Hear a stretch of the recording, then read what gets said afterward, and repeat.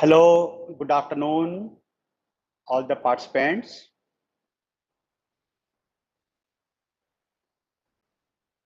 Last lecture, I discussed the historical aspects of the subject of nuclear reactions, and then the fundamentals of nuclear reactions like energetics of the nuclear reactions, the cross-section of the nuclear reaction, just a brief discussion, and also what are the different conservation laws that govern the nuclear reactions.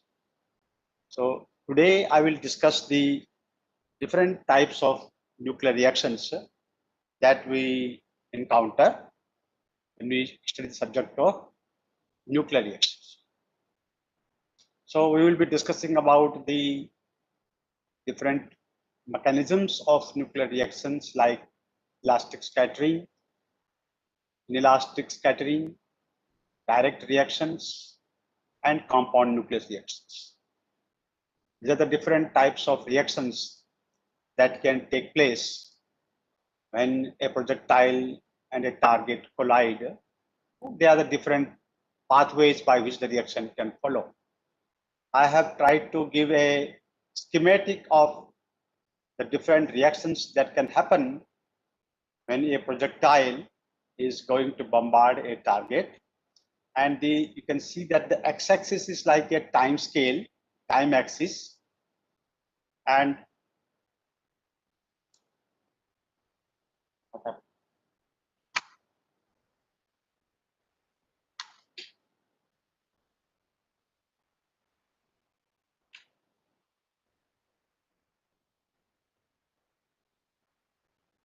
there was some message that please connect to this. Okay, so what I have shown here, the different reactions that can occur when the projectile is going to bombard the target nucleus. One of the first things can happen, and this is in the time scale. So as you go along, this is they take more time than the first reactions. So elastic scattering is one of the reactions. Essentially it is not really a reaction. That is when the projectile collides with the target, then the two products just are the same products. Reactant and projectile and target are the same, and only the kinetic energy can be shared between them, but the kinetic is also conserved. So this is a very fast reaction. They can just come like billiard ball collisions. So that is the elastic scattering. But of course, there is a different type of elastic scattering also that is called compound elastic scattering. That means the projectile comes in the nuclear field of the nucleus, and a compound nucleus appears to have formed, and that excited state can again disintegrate into the initial channel of projectile and target without any sharing of the energy. So that is called the compound elastic scattering. In the intermediate stage, before the formation of compound nucleus, there can be a direct reaction. That is when the projectile can strip a nucleon from the target nucleus, or projectile itself can be stripped of one of its part, and that part can fuse with the target nucleus. So there are two types of reactions like stripping and pickup. Projectile can pick up a nucleon, or projectile can be stripped of a nucleon, and then other part can go to the target nucleus. So they occur at a much faster time scale than the formation of compound nucleus. So when the projectile and target system has enough time to equilibrate in different degrees of freedom, we say that the compound nucleus is formed. And then this compound nucleus formed can de-excite by the whatever pathways are available to the compound nucleus to decay. So we have the initial stage, the projectile entering the nuclear field of the target. Before they come in close contact, there can be elastic scattering. There can be elastic scattering even after they come in close contact, because they can just separate the way they came, but in a longer time scale. The projectile can interact with few nucleons in the target nucleus, so that is called the direct reaction. The time scale for the direct reaction is 10 raised to minus 22 seconds, whereas the time scale for the compound nucleus is 10 to the power minus 17 seconds or so, of that order. And so the final, the compound nucleus can de-excite. We'll discuss this more into details now. Also, there is another type of classification in terms of the collisions that take place, particularly when you have a charged particle as a projectile.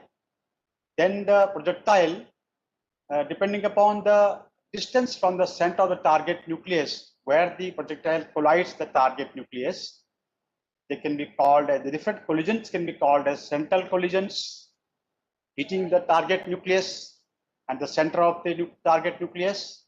And as you go away from the center of the target nucleus, there are grazing collisions where they just graze through each other, transferring a few nucleons. And then there are distant collisions when they don't really come under the nuclear force field of each other, but interact by Coulombic scattering method. So this is like that Rutherford scattering. The central collisions lead to the compound nucleus formation, and the grazing collisions lead to the transfer reactions. If you have a heavy ion as a projectile, then there are some more mechanisms that open up, and if I get time, I'll discuss that part in subsequent lectures.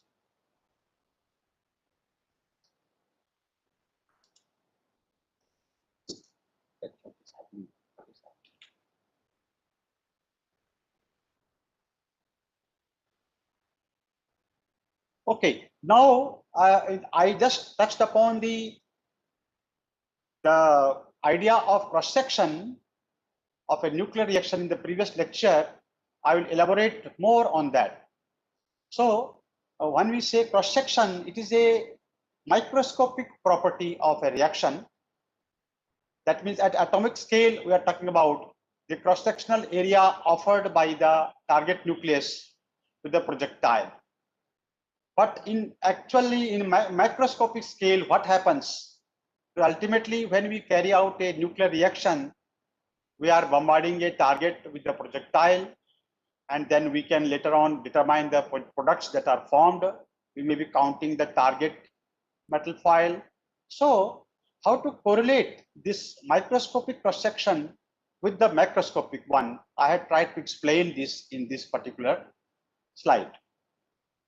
So this rectangular is a foil of the target, which is much bigger than the dimensions of the beam, I0 intensity.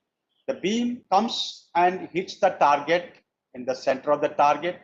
The dimensions of the beam could be of the order of 2 to 3 millimeters, whereas the target could be of the order of 1 inch by 1 inch. And then some part of these projectiles will interact with the target atoms, and they may be lost, and the remaining I particles per second are transmitted by this foil. It is like I0 incident on the target, and I is transmitted by the target.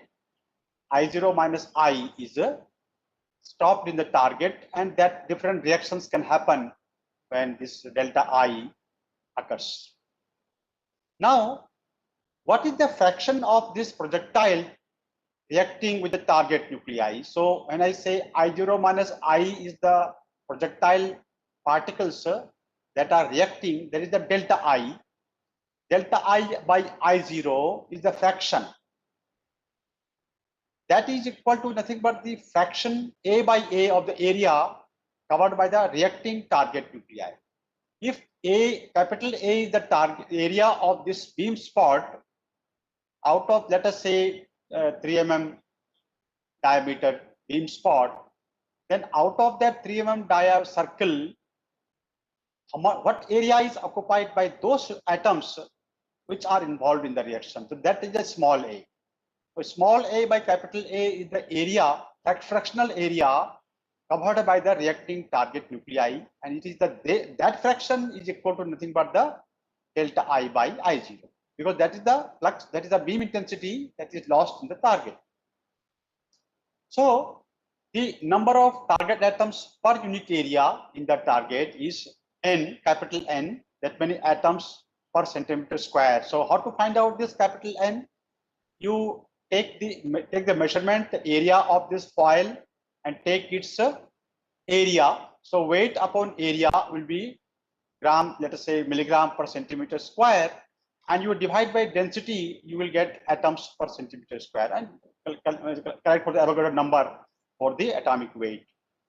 So number of atoms per centimeter square you use when you irradiate a metal foil with the particles from charged particle accelerator.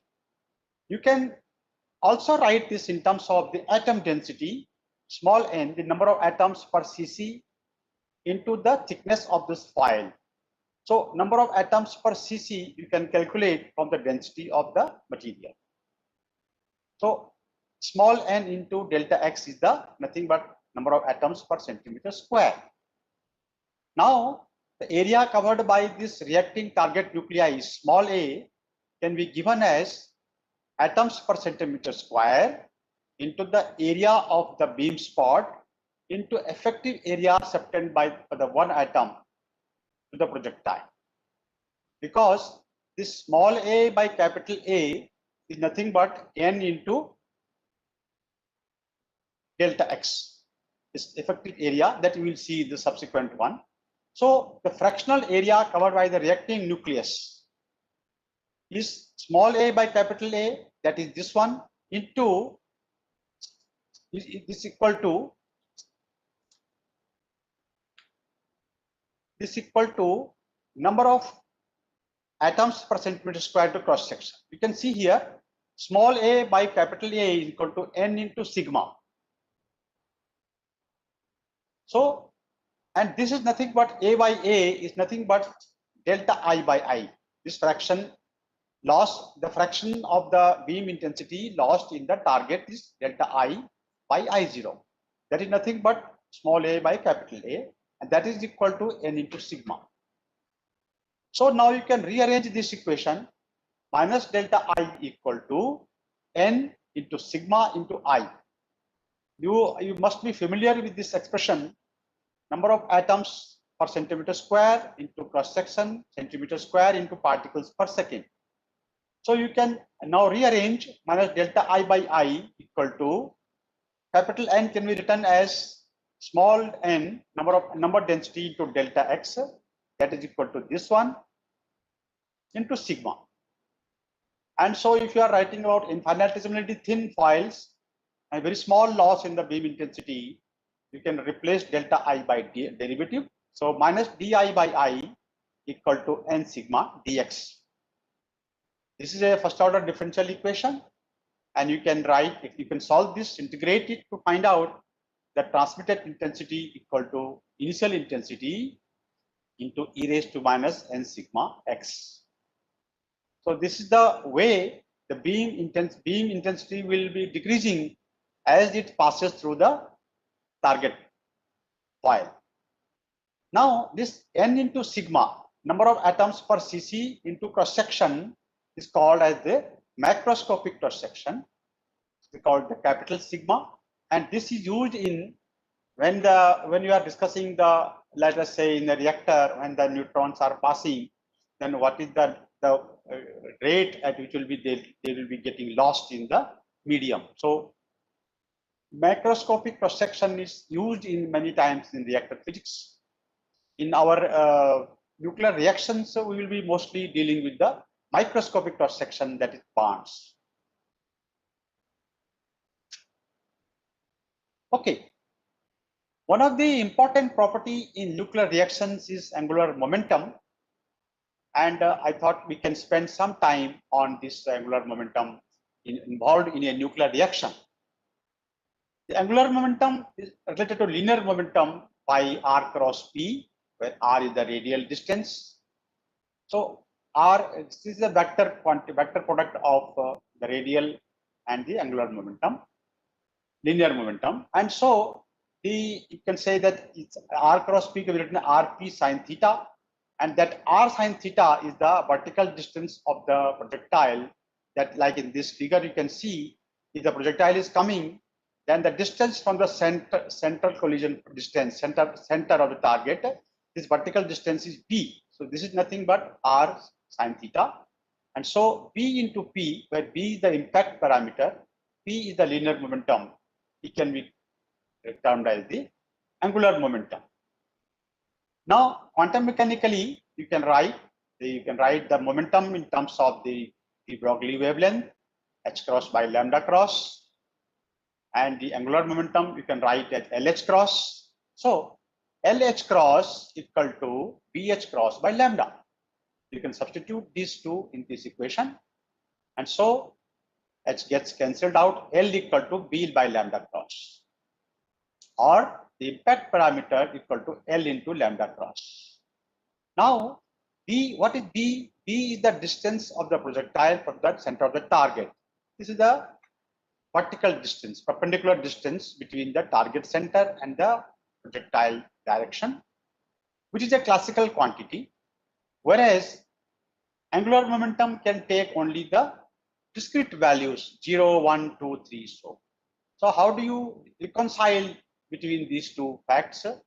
So a range of V value, B is varying continuously, whereas L is varying in a discrete fashion, which I have tried to explain here using these concentric circles.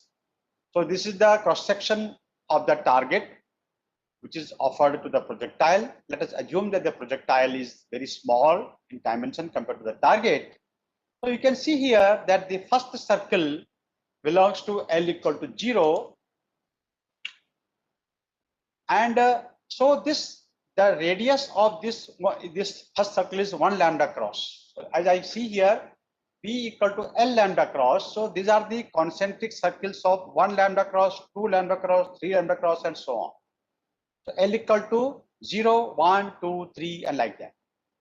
So you are actually dividing the target circle cross section into different concentric circles of thickness lambda cross.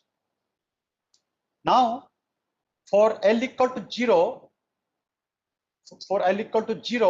the area of this circle will be L equal to 1 minus L equal to 0. This is L equal to 1. So what I have written here, the cross section for the Lth wave, Lth angular momentum, is pi L plus 1 lambda cross square minus pi L lambda cross square. So L lambda cross is the radius of the one of the circle, outer circle. L plus 1 lambda cross is the radius of outer circle. L lambda cross is the radius of the inner circle. This L should also be inspired. So now this is nothing but just a mathematical jugglery. Pi lambda cross square, L plus 1 square, L square plus 1 plus 2L, and minus L square. So L square will cancel out. We have pi lambda cross square, 2L plus 1. So sigma L for a particular angular momentum, the cross section is nothing but pi lambda cross square, 2L plus 1. But it is actually not really so. For every angular momentum that is involved in the reaction, it may not lead to the reaction. In fact, there is always elastic scattering for every angular momentum. So there is a quantum mechanical term called transmission coefficient, which is less than 1. If the entire thing goes to reaction, L equal to TL equal to 1, otherwise it is less than 1. So the actual formula for cross section for a particular L wave is pi lambda cross square 2L plus 1 TL, where the transmission coefficient can be calculated using a optical model for the nucleus system. In the optical model, it is like optics. When the projectile is reflected by the target nucleus, we say elastic scattering. When it is refracted by target nucleus, we say reaction, or it is absorbed. So refraction is like absorption, and people use imaginary potential for that kind of reaction. So we will not go into details of that optical model. We want to find out the total reaction cross section here. So sigma R, the total reaction cross section, is nothing but you sum over this all sigma L values from 0 to L max. So L equal to 0 to maximum value of L is the L max. If you sum over this sigma L value, we get sigma R. So pi lambda cross square is outside sum of 2L plus 1. Let us forget about TL right now. So this is pi lambda cross square. You sum of 2 summation over L and plus you sum over 1, 0 and L max times. So it becomes L max plus 1. And you sum this L over 0 to L max plus 1 by 2. So it becomes 2 L max into L max plus 1 by 2 plus L max plus 1. And you can solve this 2 L max square plus 2 L max plus 1 equal to pi lambda cross square L max plus 1 whole square. So this is nothing but L max plus 1 whole square. Now L max plus 1, L max can be written as R by lambda cross, where R is the distance between the centers of projectile and target. So R by lambda cross plus 1 square. And if you can see here, the lambda cross will cancel in the denominator with this lambda cross. So it becomes pi R plus lambda cross square.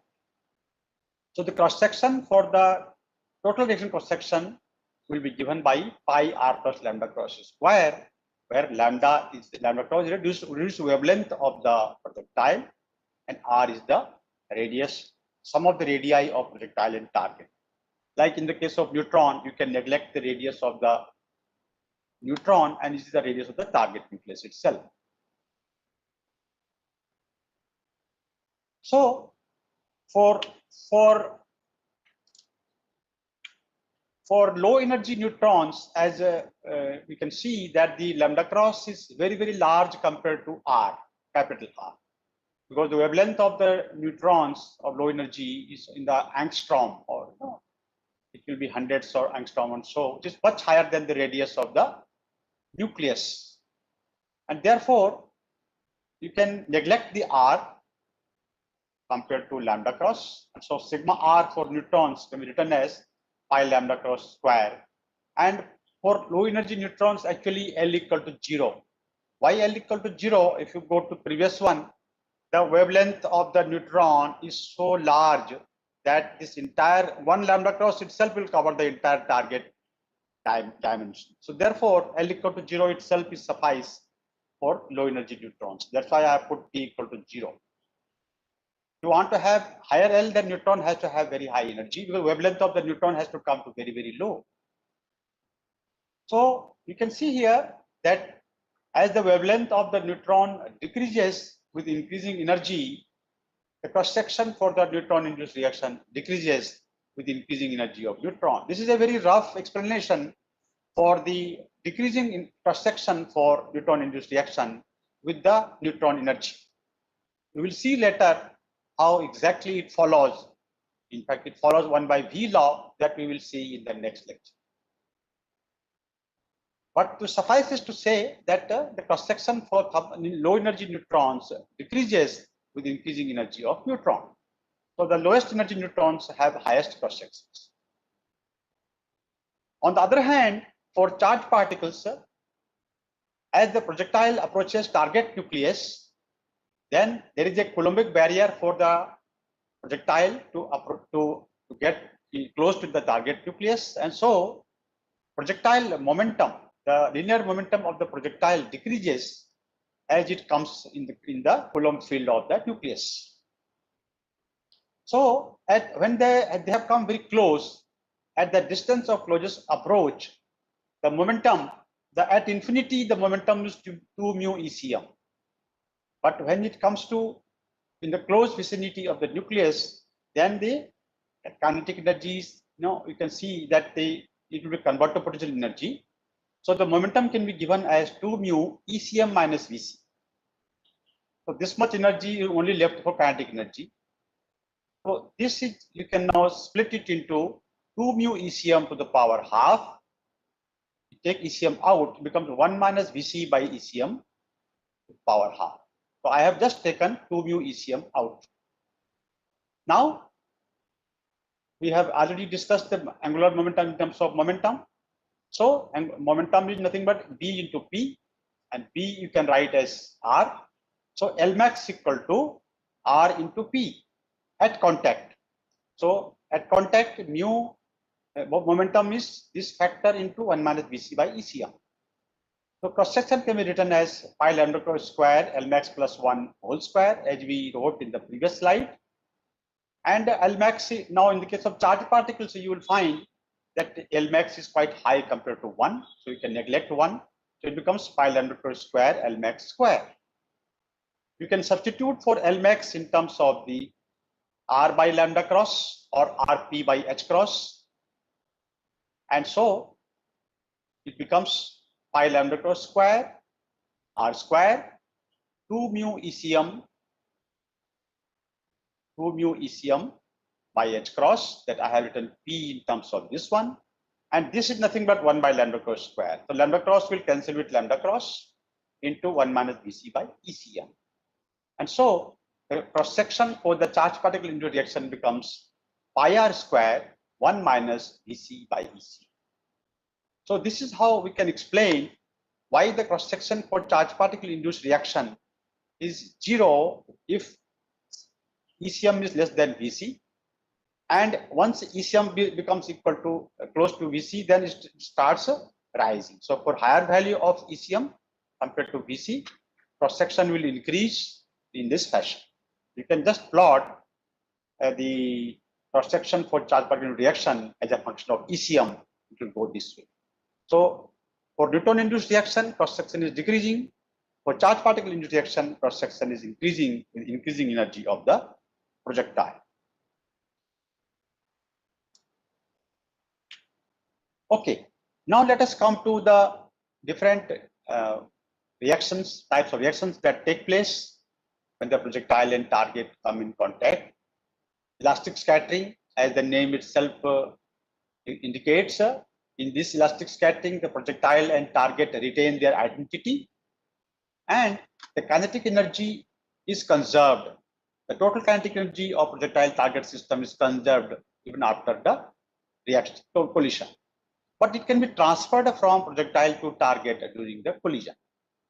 Now, since there is no mass transfer, the Q value for this reaction is 0 because reactants are same as products. The kinetic energy before the reaction, suppose this is the projectile, this is the target, E small a, E capital A is nothing but the sum of the kinetic energy of projectile and target. So in most cases, this capital A it will be stationary. So the total kinetic energy before and after the collision is constant. So some part of the kinetic energy of the projectile will be shared by the reactants. One of the corollaries of this elastic scattering is neutron scattering by different materials. So when your neutron is bombarding a target atom, neutron can give energy to this target nuclei. So the energy of the products neutron and the target nuclei after elastic scattering is the sum of the initial neutron energy. Now, if you recall the previous lecture where the kinematics we solved to find out energy of the particles products. So energy of the target atom nucleus can be given in terms of 4 Mn Ma En energy of neutron by Mn plus Ma square for forward angle. So cos theta equal to 1, theta equal to 0 for forward angle. So this is the energy imparted to the struck target nucleus from the neutron.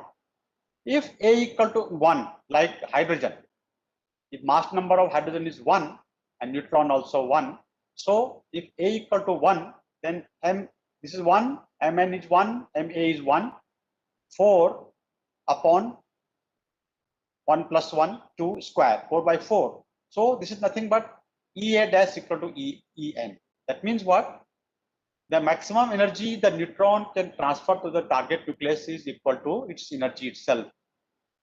Essentially, a neutron can transfer all its energy in one collision to the hydrogen proton, to the proton in one collision.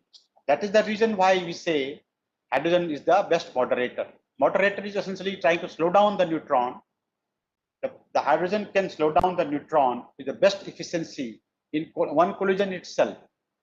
It is a different matter that sometimes which is not a best moderator, from the point of view of neutron absorption. But from the energetics point of view, hydrogen is the best moderate. Another mechanism is inelastic scattering type of reaction, where in this case also projectile and target retain their identity, but the kinetic energy is not conserved. Instead, some of the kinetic energy of projectile is transferred to the target nucleus as excitation energy. So we can represent this inelastic scattering as small a plus capital A going to A dash plus A star, where A star the target nucleus which is excited. So in true sense, you can say that this some energy is gone. The product is A star. When you write the Q value, the excitation energy also will be part of the Q value. So Q is negative for this. The particle induced gamma emission PE, this is the technique which is based on this kind of reactions. So there are other types of reactions also, direct reactions also happen, but this is one of the examples of a particle induced gamma emission, an ion beam analysis technique which can be used for material characterization. For example, proton interacting with aluminum 27 and transferring some energy to the aluminum 27. 27 aluminum gets excited, and the excited aluminum 27 nucleus emits these gamma rays. So you can have a setup where we have a scattering chamber. The proton is bombarding the target containing aluminum, and the gamma rays are detected by a detector, germanium detector. So the yield of the gamma ray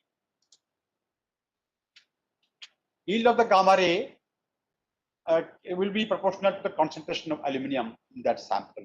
So this ion beam analysis technique using particle induced gamma emission is very common technique for material characterization. Similarly, you can have silicon PP dash gamma, you have this gamma ray, phosphorus 31 PP dash gamma.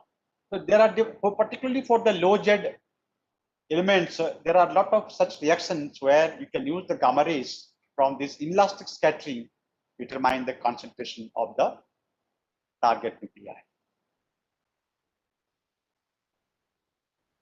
Now, third type of reactions are direct reactions, as I discussed in the initial slides. In the direct reaction, it is a direct transfer of nucleons from projectile to target or vice versa. It can be one projectile to target or target to projectile. So when it is from the projectile to target, we call it stripping reactions, like DP reaction. The deuteron is a proton-neutron cluster nucleus. So when it is bombarding the target nucleus, deuteron is stripped of a neutron, and that neutron is transferred to the target nucleus. So DP reaction. Alpha T, alpha is stripped of a neutron and tritium is left. Alpha D, alpha is stripped of a neutron and deuterium is left. So these kind of reactions are stripping reactions where the projectile is stripped. Just to give you an example, 27 aluminum DP reaction, 28 aluminum, wherein a neutron is transferred from deuterium to aluminum 27, and the Q value for this reaction, if you calculate the mass of aluminum, deuteron, proton, and 28 aluminum, the Q value is positive, and this is 5.501 MeV. Whereas you can produce aluminum 28 by aluminum 27 N gamma. The neutron capture by aluminum 27 gives you 28 aluminum, for which the Q value is calculated by this reaction. 27 aluminum plus neutron, 28 aluminum. The Q value for this reaction is nothing but the binding energy of the neutron in aluminum 28. That is 7.725 MeV. So if you want to produce aluminum 28 by neutron capture, you bring in 7.7 MeV excitation energy. But if you produce aluminum 28 by DP reaction, you bring in 5.501 MeV energy. So in fact, many a times, these Q values are negative. So you can actually populate the target nucleus or the product nucleus with a low excitation energy. And these reactions are in fact used to study the spectroscopy of low-lying states of products. Because if you add this excitation energy, you reach the excited states which are in continuum. Levels are overlapping. But by stripping type of reactions, you can populate low-lying state where the levels are discrete. Another type of reaction is pick-up reaction, where the projectile picks up a proton or a neutron. Like here, it picks up a neutron and gives a neutron. PT picks up a neutron, and alpha lithium 6, etc. Like nitrogen bombarded by proton, leaving nitrogen 13 and neutron. So it is the proton picks up a neutron from nitrogen 14. Now, in fact, these are the types of reactions which are used to study the spectroscopy of low-lying states of nuclei. I just try to give a schematic how you can get the angular momentum of the low energy states of nuclei by these direct reactions. So when, let us say, if the deuteron is bombarding the target nucleus A, and the proton is emitted in this direction at a particular angle, and the residual nucleus is emitted in another angle. So the linear momentum of proton and the deuteron and the neutron that is transferred to target nucleus is conserved. So Kn square, momentum of the neutron, nothing but momentum of proton square plus momentum of neutron square minus 2 kp kg cos theta. And we can convert this into the angular momentum by r cross p equal to ls cross, or you can say r kn h cross. P is nothing but ls cross. Then you can in fact find out what is the angular momentum transferred when this reaction is taking place. B is populated in a particular excited state. So that is the kind of application these direct reactions have. No doubt you can also use them for producing the radioactive isotopes suitably, but these have been used by nuclear physics community in studying the spectroscopy of low-lying states of nuclei. Now I come to the last reaction type, that is the compound nucleus. In fact, this is the most widely studied reaction mechanism, and we will spend a little more time on this. So the projectile bombards the target, forms a compound nucleus, and then compound nucleus can emit by different pathways. I have shown one pathway, but it can have different pathways. So a ejectile and a heavy residue. So in this reaction, the projectile and target lose their identity. Kinetic energy is certainly not conserved. The projectile and target, these two reactants fuse together to form a compound nucleus. And there are now two steps: formation of the compound nucleus from projectile target and de-excitation of the compound nucleus into products. And these two steps, the formation and de-excitation, are independent of each other. So this is the hypothesis of compound nucleus, called independent hypothesis, and there are enough experimental proofs of that independence. The Q value for formation of compound nucleus is mass of the reactants minus mass of compound nucleus, and the energy available in the center of mass system, as we derived the other day, projectile energy into this fraction, target mass upon the total mass. So the excitation energy of the compound nucleus, E star, is nothing but ECM plus Q. And the compound nucleus is also not only has excitation energy, but it also has an angular momentum, which is the resultant of the spin of the projectile, spin of the target, and the angular momentum between the projectile and target, which is the one r cross p. So r cross p plus spin of the projectile and target will give the resultant angular momentum. Examples of compound nucleus reactions. In fact, majority of the reactions that you will be studying for isotope production are of this type. Neutron capture reactions, where the neutron is captured by the target nucleus, like cobalt 59, giving rise to cobalt 60 as a compound nucleus. This compound nucleus excitation energy is nothing but the binding energy of neutron. So mass of this plus mass of this minus mass of this is the nothing but the binding energy of neutron in cobalt 60. This excited state of the cobalt-60 will emit a gamma ray called prompt gamma ray and come to ground state of cobalt-60, which is a radioactive, which is decaying with the half-life of 5.27 years. The spin of this cobalt-60 compound nucleus will be spin of the neutron plus spin of the cobalt-59, which is 7/2. So it is a factorial addition of these two. It could be anywhere between these two.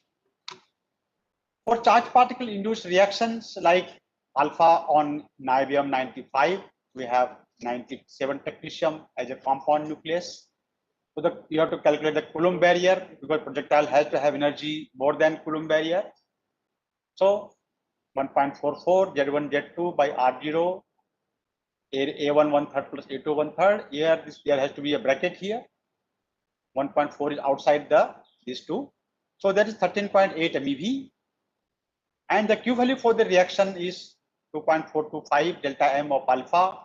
This is for niobium 97. This is for technetium 97. So 0.818 MeV. So if you have a 30 MeV alpha particle bombarding niobium 93, the excitation energy of this 97 will be ECM plus Q. ECM is 30 into 93/97 plus Q is 29.6 MeV. And at this excitation energy, nucleus will have certain angular momentum distribution that can be given by Qj plus 1 e raised to minus. So every j will have it's a multiplicity. So it will have Qj plus 1 and the distribution of that is given by this formula. Now let us see what happens when the compound nucleus is formed. We will discuss two scenarios. When a compound nucleus is formed, particularly in the case of low Z lighter nuclei, then the nuclear excited states are discrete. Dr. Reddy discussed the cell model of nuclei. So if you fill the protons and neutrons in a nuclear cell model schemes, then there are excited states above that which are discrete. So you can say if this is the last occupied orbital, then there are excited states of this nucleus and the spacing between these levels is called d and the width of these levels is called gamma. For these low energy states, gamma is much less than the capital D. That is why the discrete states are visible here. But as we go up and up the higher excitation energy, the width of these levels increases and the spacing between the levels decreases. A situation comes when the levels start overlapping and we have what is called as the continuum. So in this continuum region, there are discrete states, but they are so broad that they are overlapping, and so we call it a continuum. Now I have given an example of alpha induced reaction on boron 10, giving rise to nitrogen 14. The Q value for this reaction is 11.6 MeV. So that means nitrogen 14 will be populated at somewhere here, and these are the states which are formed. Depending upon the alpha particle energy, you can populate these discrete states in nitrogen 14. This nitrogen 14 excited states can emit proton and leaving the carbon 13 residual nucleus in excited states. These excited nuclei then emit gamma ray. So if you want to monitor the progress of this reaction, you can monitor the gamma ray emitted by the excited states of carbon 13. So as you increase the energy of alpha particle, the cross section, the yield of this gamma ray will show resonances, because with increasing energy of alpha particle, you are populating nitrogen 14 in discrete states. And also you can have another set of products where also you can have a gamma ray and you can see these resonances. In fact, the independent hypothesis was proved using resonances in the yield of gamma ray in different reactions leading to the same compound. So if you populate the compound nucleus in the low energy region where the gamma ray, the width of the levels is much less than the spacing between levels, you will observe resonances. Whereas if you populate the compound nucleus in the continuum region, then you will see the statistical model. So in the continuum region, like if you have a charged particle bombarding a target nucleus, forming a compound nucleus, like I discussed just now, alpha bombarding nibium 93, giving rise to 97 technetium. Let us say at 30 MeV, you will have populated this 97 technetium at an energy where the individual states are very broad and they overlap. So then we don't talk about the resonances because there are no resonances there. Instead, we talk about the level density. So what is level density? Level density is the number of levels in one energy, unit energy. Let us say 1 MeV. In 1 MeV, how many levels can be there in a nucleus? Roughly about, even it can be 10 to the power 4 levels per MeV. That is the order of density of levels in the excited states. It depends upon the nuclei and also the excitation energy. So without going into details of derivation of this formula for level density, suffices to say that level density increases exponentially with the excitation energy of the nucleus. A constant exponential 2 into root AE star, where A is the level density parameter and it is related to the energy, excitation energy as AT square. So excitation energy is nothing but level density parameter into T square, where T is the nuclear temperature. So depending upon the excitation energy, you can define the temperature. Actually, this is the KT, not T, but it is the KT. So Boltzmann constant is inherent in this temperature. We talk about temperature of the order of 1 MeV, 1 keV, and so on, not in Kelvin. I have even given the formula for converting the temperature from electron volt to Kelvin. The temperature corresponding to 1 electron volt excitation given by using Boltzmann constant. Boltzmann constant 8.617 10⁻⁵ electron volt per Kelvin. So if a nucleus has got 1 electron volt, say temperature, it will be having 11,600 Kelvin temperature. So you can see for MeV energy, you will have millions of degrees Kelvin. In fact, you can find out the temperature of the nuclei from this particle spectra that I will discuss soon. So the formation of the reaction products cross section, sigma A going to B, that means small a bombard the target nucleus capital A and its ejectile is emitted. So this is the reaction where you can write the cross section in terms of the formation cross section of the compound nucleus, sigma C from A, and the decay probability of compound nucleus into small b plus capital. So now how to explain the particles? Essentially, I want to explain that the particles that are emitted in this reaction will have a Maxwellian type of distribution. So the energy of the ejectile B that is emitted from this compound nucleus will be governed by the excitation energy of the compound nucleus and the separation energy, that is the binding energy of the particle B in the compound nucleus. So SB is the separation energy of the B in the compound nucleus. So which state of the residue B will be formed will depend upon the level density of those levels. Wherever the level density high, they will have a higher probability of population. So the excitation energy of the residual nucleus EB star is given by the compound nucleus E star minus the binding energy of the particle minus the kinetic energy of the particle that is coming out. So the probability of formation of the small b will depend upon the density of levels of this residual nucleus. And the level density can be given by e raised to 2 square root of AE star. You can write EB star in terms of EC star minus SB star, SB minus epsilon B. Epsilon B is the kinetic energy of the projectile. And so E star B is anyway constant for a particular compound reaction. SB also is constant. So this becomes e raised to minus epsilon B upon T. there is a pre-exponential factor here, which I have not brought in.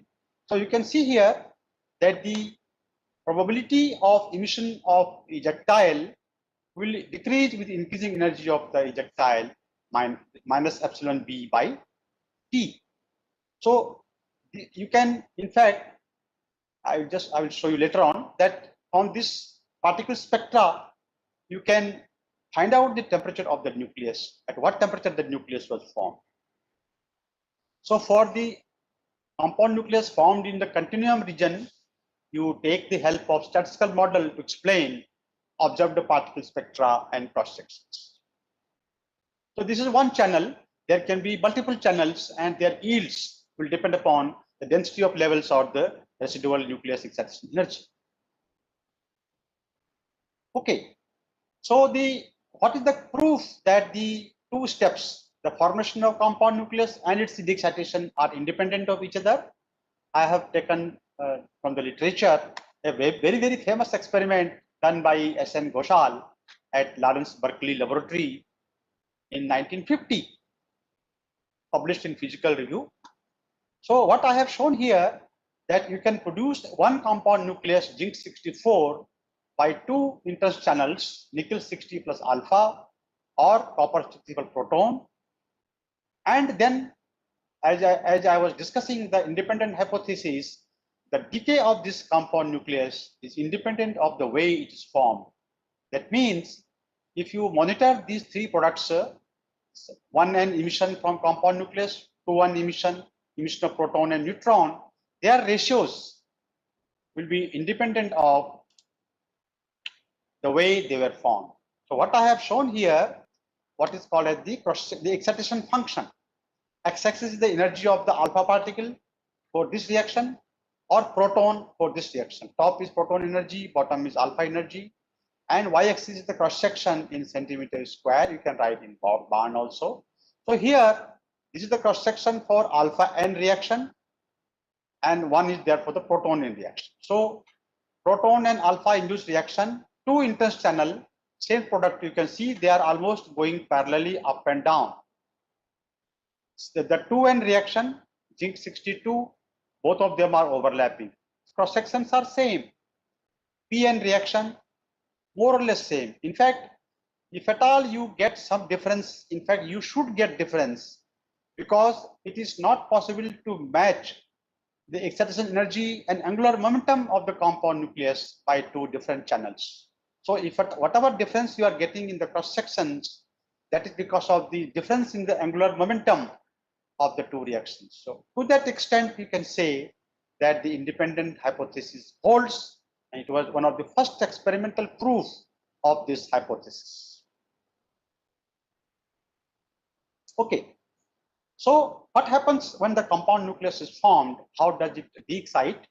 I just try to explain it more in details. The excited compound nucleus is like a hot liquid drop. It has got different options to decay. By one, it can decay by particle emission of neutron, proton, alpha particles, etc. If it is not possible to undergo particle emission, it can emit gamma rays. And for heavy nuclei like uranium, thorium, plutonium, it can also undergo fission. I just try to explain by use of this cartoon the schematic of evaporation of particles from the compound nucleus. If the excitation energy of the compound nucleus is more than the binding energy of different particles, then particle emission is favored over gamma ray emission, because the gamma rays cannot carry much of the angular momentum. The gamma photon can be of dipolar or quadrupole nature, whereas the particles neutron, proton, alpha can carry away large amount of angular momentum. So the nucleus wants to shed its angular momentum. It will prefer that mode which can carry the angular momentum. But if the excitation energy is less than binding energy of the particles, then gamma emission is the only mode of decay. So what I have shown here, if you recall the angular momentum dependent cross section, sigma L is 2L plus 1 and TL, transmission coefficient. This is like a triangular distribution, 2L plus 1. This is the 2L plus 1 population as a function of J. J is the resultant of spin of projectile target and the angular momentum, L. So assuming that this L is very large, you can say this is 2L plus 1 population of the compound nucleus at a particular excitation energy. Now this is the population which will be decaying by, it has got different options. And what I have shown here, this is called as the Erast line. It means once you have a higher angular momentum, certain energy is tied up in rotation of that nucleus. That energy is not available for excitation. So this is called the Erast line, EJ. Like for molecules, we have rotational energy, EJ, 2bj to j plus 1. B is rotational constant. So this line, solid line is the rotational, it is the Erast line. And the dotted line, dashed line is the Erast band. That means this is nothing, Erast line plus binding energy of the particle. So if a population has come to this band, which is called as Erast band, then this population cannot emit gamma ray particles. It will be going to that particular channel. So you can see here that the high angular momentum population, suppose it emits one neutron, a part of that evaporation residue has come below the Erast band, in the Erast band below this line. So this population cannot emit another neutron, and this will be the cross section for that particular nucleus, one end product. Whereas the population at lower angular momentum and same excitation energy can emit one or even two neutrons, and it is trapped in this space. You can say 2n, this much, and the remaining one can go to 3n products. So that is how the different evaporation residues are populated in the angular momentum space depending upon the excitation energy. So this is the reason why you get different excitation functions for 1n, 2n, and 3n in the cross section versus energy of the projectile. So lastly, what are the signatures of compound nucleus formation? As I explained previously, that from the level density formalism, you can say that the spectrum of the particles that are evaporated from a compound nucleus follows e raised to minus epsilon by t, where epsilon is the energy of the particle that is coming out, and there is a term on this side, very exponential term, and so particles that are emitted like neutrons or protons will have a Maxwellian spectrum.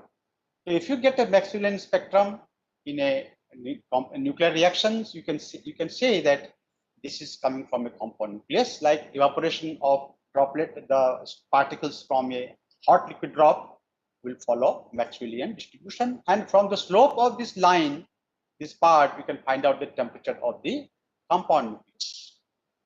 Another evidence of this comes from the angular distribution. Angular distribution, actually d sigma by d theta at a particular angle, the particle emitted is constant. So it is constant at a particular angle, but at a particular angle, when you are doing measurement, your detector has got a finite solid angle. And so this angular distribution, d sigma by d theta, you can write in terms of the angular distribution, d sigma by d omega into the solid angle factor, d omega by d theta. D omega by d theta is nothing but 2 pi sin theta d theta. And so there will be 1 by sin theta term coming when you plot the cross sections. And therefore, per unit solid angle, instead of being isotropic, you follow 1 by sin theta, but it is forward backward symmetry. So the evidence of compound nucleus mechanism from angular distribution is in the form of forward backward symmetric angular distribution of ejected particles. So these are the two evidences of a formation of compound nucleus: Maxwellian nature of the particle spectra, forward backward symmetric angular distributions. That's all I had to say. If you have any questions, you can ask me.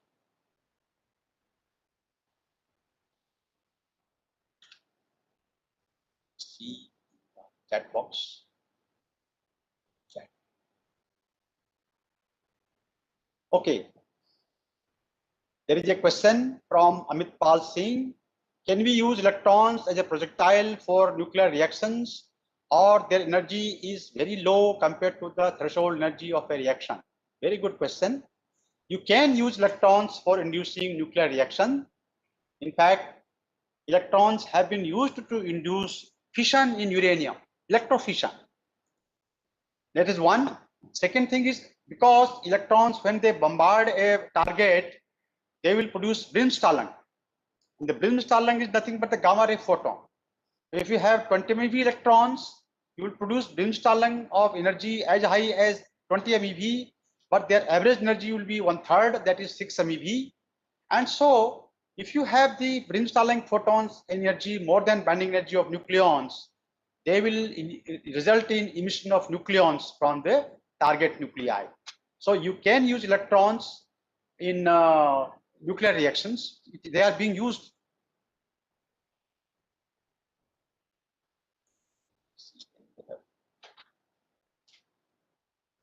Any other question? Yes. Okay. Any other question you can ask?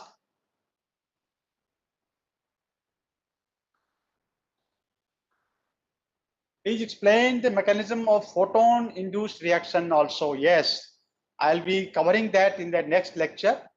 Friday, I will explain mechanism of, because I will be covering now in the next lecture neutron induced reaction, charge particle induced reaction, and photon induced reaction.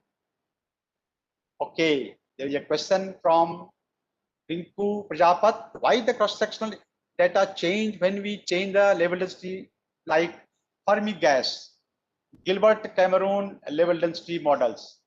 So we will not be able to go into so much details, but the level density parameter A essentially is obtained from the nuclear reaction data. When you fit the particle spectra into this formalism, that is it's called the based on the from the either you can say this one Hauser-Fashbach formalism or Weisskopf-Wing formalism. You can fit the data into this formalisms and get the level density parameters. So Gilbert and Cameron also have given a mechanism for obtaining the A. Essentially, that gives the parameter in terms of the moment of inertia of the nucleus. The angular momentum distribution depends upon the moment of inertia. Why the projectile is not affecting the orbital of an atomic nucleus? Why the projectile is not affecting the orbital electron of an atomic nucleus? Okay, you see, when though the electrons occupy the major volume of the any material, nuclei are occupying very small, so the probability of interacting with electrons is much more. But what will happen? Dr. Reddy explained how the charged particles interact with the matter. They will just knock out the electrons from the atomic orbitals. So the projectile do interact with electrons, but that will not lead to nuclear reaction. That will lead to ionization in the medium. It will knock out electrons and the material will get ionized. Only when the projectile strikes the nucleus, you will have a nuclear reaction. And therefore, that is why majority of the projectiles are going undeflected in the forward direction.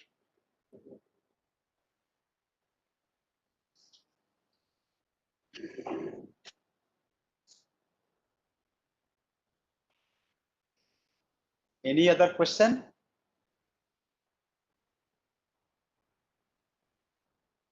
You can still write to me and I will be happy to answer your questions. So if there are no further questions, I stop here. Thank you very much and all the best to you. Bye-bye.